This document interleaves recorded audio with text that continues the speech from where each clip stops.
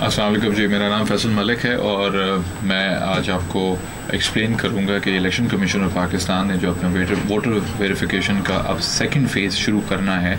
उसके बारे में इलेक्शन कमीशन ने किस तरीके से प्लान किया हुआ है। और जैसा कि आपको इल्म होगा कि पहली फ़ेज़ इसकी कंप्लीट हो चुकी थी और उसके अंदर घर से घर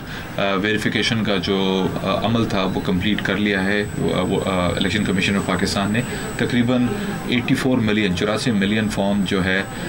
वो रिसीव किए गए हैं इलेक्शन कमीशन ऑफ पाकिस्तान ने पूरे पाकिस्तान से। 8 करोड़ नए लोगों का इंदराज होना था, तकरीबन 84 मिलियन फॉर्म नए रिसीव हुए हैं, तो वो अमल उन्होंने नादरा की मदद के साथ कंप्लीट कर लिया है। अब इसका फ़ेज़ 2 शुरू होगा जिसमें ये डिस्प्ले सेंटर्स लगाए जाएंगे। तकरीबन पाकिस्तान के 130 डिस्ट्रिक्ट के अंदर 55,000 display centres election commission of Pakistan लगाएगा। ये अमल तकरीबन 20 से 25 दिन के दरमियान का होगा और ये उस वक्त शुरू होगा जब उनको इलेक्शन कमीशन ऑफ पाकिस्तान से मुकम्मल फ़हरिस्तें मौसूल हो जाती हैं। इसके अलावा जो सबसे इम्पॉर्टेंट चीज़ है वो समझने के लिए हमारे तमाम तहरीकी साथियों को वो ये है कि अपने अपने इलाकों के अंदर वो पता करें कि कहाँ पे डिस्प्ले सेंटर लगेगा और उस डिस्प्ले सेंटर पे जाकर वो अपनी इंतखाबी फ़हरिस्तें ले सकते हैं किस मुआवजे के एवज़, और इलेक्शन कमीशन ऑफ पाकिस्तान से रिक्वेस्ट कर सकते हैं कि वो इनको लिस्टें फ़राहम कर दी जाएँ। ये लिस्टें फ़राहम करने के बाद वो जाके वेरीफाई कर सकते हैं अपने इलाके के अंदर उन तमाम लोगों का जिनका नाम उस पर शामिल नहीं है या किसी किस्म का एतराज़ात है जो मैं आगे आपको एक्सप्लेन करूँगा। ये डिस्प्ले सेंटर्स मसाजिद के अंदर, स्कूलों के अंदर और कुछ पोलिंग स्टेशन के अंदर लगाए जाएंगे जो इलेक्शन कमीशन ऑफ पाकिस्तान के ज़रिए। अब मैं आपको एक्सप्लेन करूंगा कि रिवाइजिंग अथॉरिटी क्या होता है और उसका क्या रोल होता है। Revising authority election commission of Pakistan nominate करता है किसी भी गवर्नमेंट ऑफिशियल को और गवर्नमेंट एम्प्लॉई को, हुकूमती कोई मुलाजिम हो उसको सरकारी मुलाजिम को अपॉइंट किया जा सकता है, जैसे कि कुछ टीचर्स हो सकते हैं सरकारी स्कूलों के, या इसके अलावा कोई और इदारे के अंदर जो काम करते हैं सरकारी मुलाजमीन उनको अपॉइंट किया जा सकता है। तो जो तमाम एतराज़ात होंगे, जो फॉर्म्स होंगे या जो लोग अपने एतराज़ात दाखिल करेंगे कि किसी का नाम अगर वो फ़हरिस्त में नहीं है या गलत शामिल हो गया है तो वो तमाम एतराज़ात जमा कराए जाएंगे किसी भी रिवाइजिंग अथॉरिटी के उस इलाके के अंदर। और रिवाइजिंग अथॉरिटी जो है वो एक आर्बिट्रेटर के तौर पर, एक मुनसिफ के तौर पर वहाँ पे फ़ैसला करेगा कि जो एतराज़ात किसी शख्स ने जमा कराए हैं अपने लिए या किसी और के लिए वो दुरुस्त हैं या नहीं। तो ये रोल रिवाइजिंग अथॉरिटी का होगा। तो आपके इलाके में जो इलेक्शन कमीशन ऑफ पाकिस्तान का दफ्तर है वहाँ पे उन लोगों ने अपने इर्द गिर्द के जो स्कूल हैं या इस किस्म के दूसरे सरकारी इदारे हैं तो उनके मुलाजमीन को एक रिवाइजिंग अथॉरिटी का रोल दिया है।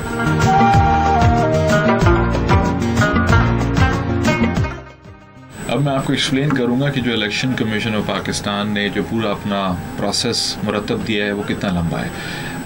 जो इलेक्शन कमीशन ऑफ पाकिस्तान ने अपने आप को टारगेट दिया है वो 40 दिनों का दिया है, यानी कि जिस दिन नादरा की तरफ से उनको मुकम्मल ज़िमनी फ़हरिस्तें मुहैया हो जाएंगी उसके 40 दिन के अंदर ये अपना पूरा प्रोसेस कंप्लीट करेंगे,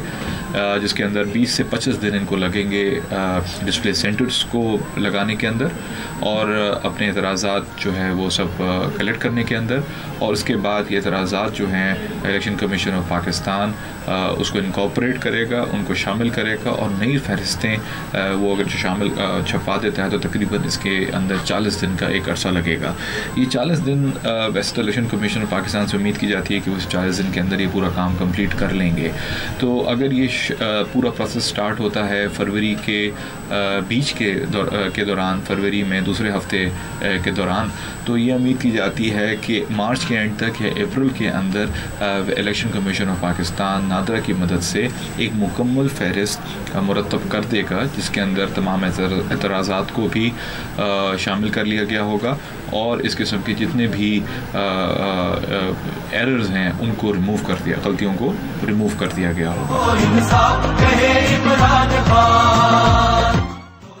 अब मैं आपको एक्सप्लेन करूंगा कि एक जो बहुत ही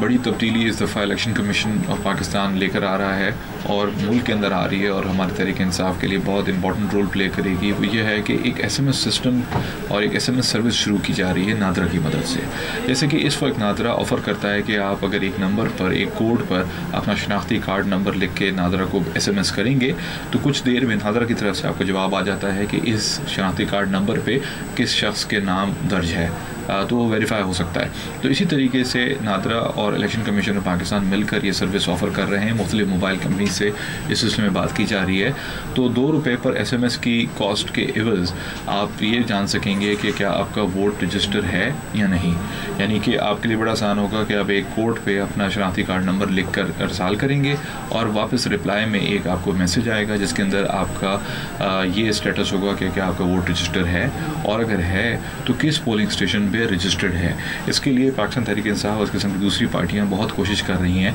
कि वो ये सिस्टम जल्द से जल्द शुरू कर सकें और ये तमाम वोटर्स को ये फैसिलिटी मुहैया की जा सके। तो ये एक बड़ी तब्दीली होगी इस दफ़ा इस इलेक्शन के अंदर, और काफ़ी जो कि पाकिस्तान तहरीक इंसाफ के जो वोटर्स हैं वो नौजवान ज़्यादातर हैं और नए वोटर्स हैं, तो वो इस दफ़ा इस तरीके से अपने वोट को सही तौर पर उसकी तस्दीक कर सकेंगे। अब मैं आपको एक्सप्लेन करता हूँ कि जो फॉर्म्स हैं इलेक्शन कमीशन पाकिस्तान ने किसी भी वेरिफिकेशन या तब्दीली के लिए या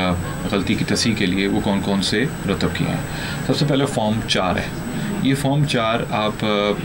इलेक्शन कमीशन की वेबसाइट से उतार सकते हैं और नीचे हमने इस लिंक में दे भी दिया है। आपके सामने स्क्रीन पे ये फॉर्म 4 की तस्वीर भी सामने आ रही होगी। इस फॉर्म के अंदर आप जो है अपना नाम शामिल करने का दावा दायर कर सकते हैं। अगर किसी वजह से आपका नाम इंतखाबी फ़हरिस्तों में शामिल नहीं है तो ये फॉर्म इस्तेमाल किया जाएगा, फॉर्म नंबर 4। इस फॉर्म के ज़रिए आप अपना नाम दोबारा दाखिल कर सकते हैं। इस फॉर्म को उर्दू में पुर किया जाएगा। इसकी डिटेल बहुत आसान है, कोई भी शख्स इसको उर्दू के अंदर भर सकता है। ये इस फॉर्म भरने के बाद आपको एक रिसीट मिल जाएगी और ये एक रिवाइजिंग अथॉरिटी जो मैंने पहले एक्सप्लेन किया है उसके पास चला जाएगा, जो आपको एक टाइम देकर बुलाएगा अपने पास और उसकी तस्दीक करेगा कि आया आपने जो कवाइफ इस फॉर्म के अंदर दिए हैं वो दुरुस्त हैं या नहीं। तो फॉर्म 4 के ज़रिए या फॉर्म 4 के ज़रिए आप अपना वोट इंदराज या नाम का इंदराज करा सकते हैं अगर आपका लिस्टों में नाम शामिल नहीं है। अब मैं आपको एक्सप्लेन करूंगा कि फॉर्म 5 यानी कि 5 नंबर फॉर्म जो है उसकी कितनी अहमियत है। जैसे कि आपको इल्म होगा कि हमारे गुज़िश्ता इंतखाबात के अंदर अक्सर लोगों का जाली नाम इंदराज हुआ होता है, यानी कि आपको पता होता है कि ये किसी शख्स का नाम है जो कि उस इलाके में रहता ही नहीं है। तो आप अपने इलाके के अंदर रहते हुए किसी भी शख्स पे दावा कर सकते हैं कि जी ये नाम उसका गलत इंदराज हुआ है और ये शख्स यहाँ पे रिहाइश पजीर है ही नहीं। तो उसके लिए फॉर्म नंबर 5 इस्तेमाल किया जाएगा। इस फॉर्म के अंदर जो नाम शामिल करने का एतराज़ है उसको दाखिल कराया जा सकता है, और आप अपने इर्द गिर्द के अंदर अगर किसी ने अपने आपकी वोटर लिस्ट में आप देखते हैं कि कोई ऐसा नाम की शमूलियत हो गई है जो उस इलाके से ताल्लुक़ ही नहीं रखता,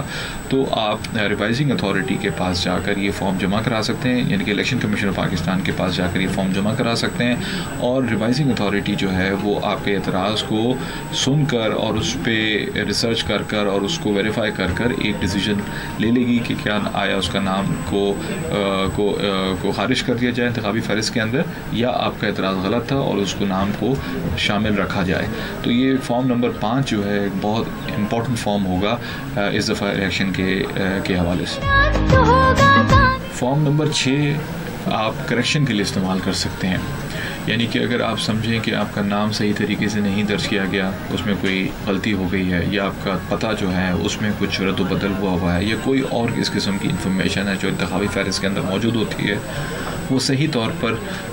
नहीं आई है या उसमें कोई गलती हो गई है, तो आप फॉर्म नंबर 6 इस्तेमाल कर सकते हैं। फॉर्म नंबर 6 का जो टाइटल है वो है कि इंतखाबी फ़हरिस्त में इंदराजात के कवाइफ की तस्दीक के लिए दरख्वास्त, यानी कि जो आपने इंदराजात कराए हैं, अपने कवाइफ जमा कराए हैं, उसमें अगर कोई तस्दीक है, कोई करेक्शन है, तो उसको आप इस फॉर्म के ज़रिए बुरोए कार ला सकते हैं। तो अगर किसी का नाम सही नहीं है, किसी के शनाख्ती कार्ड का नंबर में कोई गलती हो गई है, या घराना नंबर में कोई गलती हो गई है, या पते के अंदर कोई गलती हो गई है, रिहायशी पते के अंदर, तो वो आप इस फॉर्म के ज़रिए उसको कंप्लीट कर सकते हैं या उसको वेरीफाई करवा सकते हैं। आखिर में मैं आप तमाम लोगों से गुजारिश करूँगा कि आप अपने इलाके के अंदर अपने हर PS लेवल पे, हर डिस्ट्रिक्ट लेवल पे, हर PCO लेवल पर आप इस वीडियो को दिखाएं लोगों को, उनको ट्रेन करें, उनको आगाह करें। अपने तमाम